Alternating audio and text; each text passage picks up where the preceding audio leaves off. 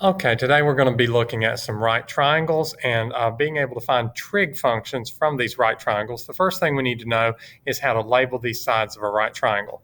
So every right triangle has three types of sides. It has a hypotenuse, and the hypotenuse is the side that is opposite the right angle. So in this first triangle, this piece right here is your hypotenuse. It also has an opposite side, which is across from the angle you're talking about, and an adjacent side, which is next to the angle. The hypotenuse always stays in the same position, regardless of what angle you're talking about, but opposite and adjacent are related to which of your two acute angles in this triangle we're talking about. So in terms of angle P right here, the opposite one is the one across from it, which is QR. And that means PR is the adjacent. Another way to think about it is the adjacent side includes P. It actually touches P. So PR includes P. That's why it's the adjacent side. It includes it, it touches it, it's right next to it. The one that doesn't have the P is the opposite.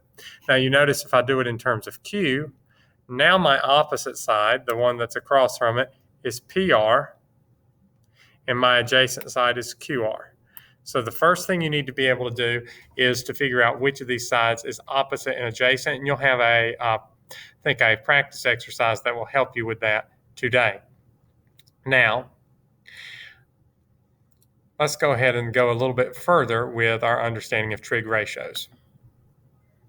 So when we look at this table, it basically summarizes our trig ratios. There's three basic trig ratios, which are in this first column, and the way you'll usually see them is in this second column: sine, cosine, and tangent.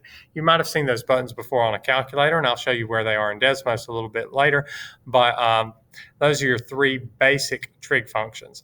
And sine is going to be the opposite over the hypotenuse.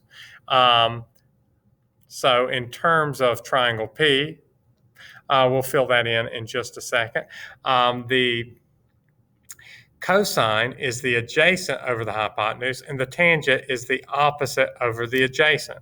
Now, this mnemonic, SOHCAHTOA, is a useful way to SOHCAHTOA is a useful way to remember which goes with which, because you have sine that goes with opposite and hypotenuse, cosine is adjacent to hypotenuse, tangent is opposite and adjacent. It is absolutely vital that you memorize this, or you will not be able to set up these problems correctly.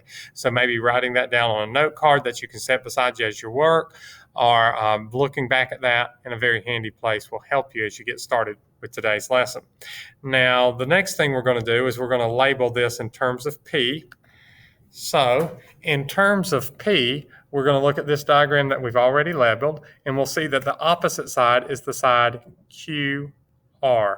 So, QR is my opposite side, and my hypotenuse is the side PQ. I'm having a little hard time drawing this small. For cosine, this one, your adjacent side is PR. So I'm going to write it over here. Your adjacent is PR. And your hypotenuse, again, is PQ. We're just using what we've already labeled on our triangle. And that's why when you do these, I strongly recommend that you label your triangle first.